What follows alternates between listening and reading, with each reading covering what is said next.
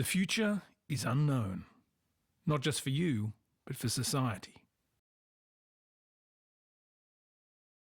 When we look at how technology unfolds, we can be pretty accurate about tomorrow or next week. And as the writer William Gibson said, the future is already here. It's just not very evenly distributed. So based on small patches of current innovation, we might be able to accurately guess at aspects of the next 5 or 10 or even 20 years. But beyond that, as we get further and further from today, the more the possibilities begin to multiply.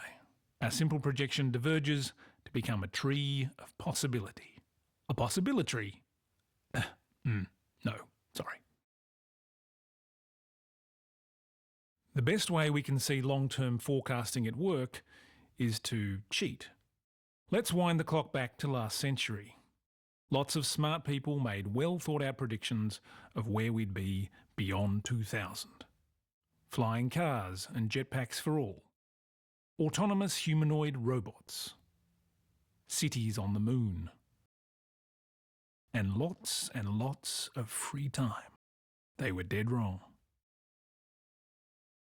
At the same time, other smart people made even crazier technology predictions, which don't seem quite so crazy now. Small, orbiting, rocket-propelled space stations that would be the basis of a worldwide communications network. People wouldn't just need a computer, they would hold them in their hands. And the people with the computers would use the communications network to share information.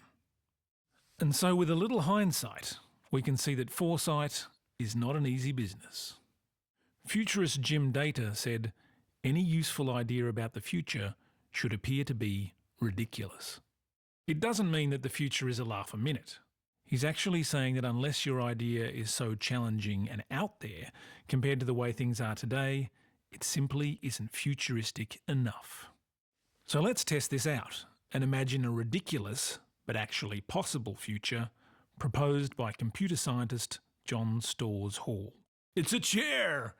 It's a car! It's a prehensile monkey tail! New from Drextech, it's Utility Fog, powered by a swarm of tiny remote control robots.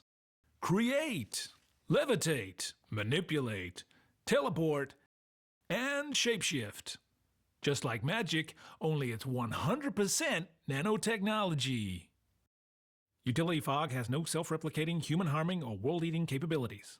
As a rule, we're not very good at thinking about the impacts of new technologies. We imagine a technology will nicely and neatly solve problem A, but conveniently forget it may worsen situation B, produce new opportunity C, and create an entirely new problem D.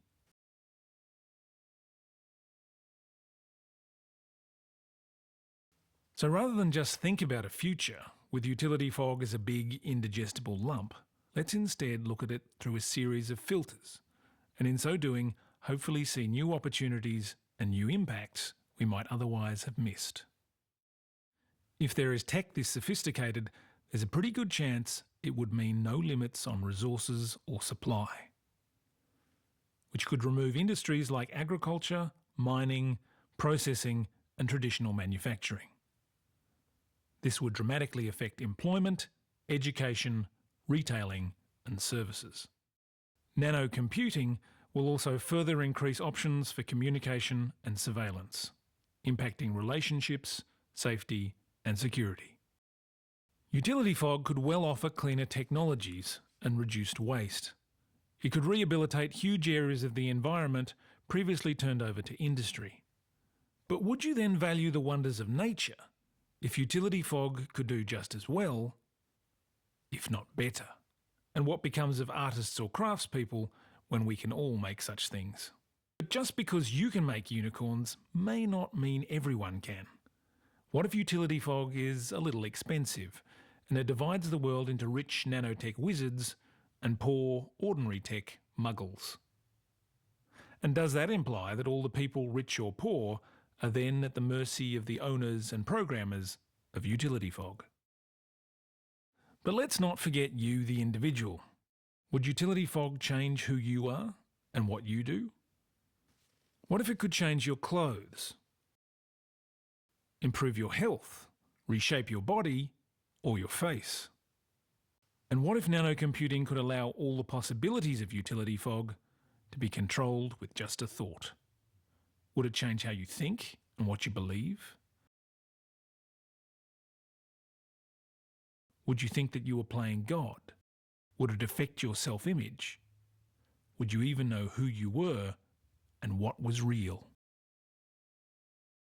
Well, utility fog is just one person's idea of what might be possible. But the future is not laid out in front of us. It's created as we go, by you, me, and them. Do you want that future? If you think through the possibilities of a new technology, you can better appreciate the consequences of using it.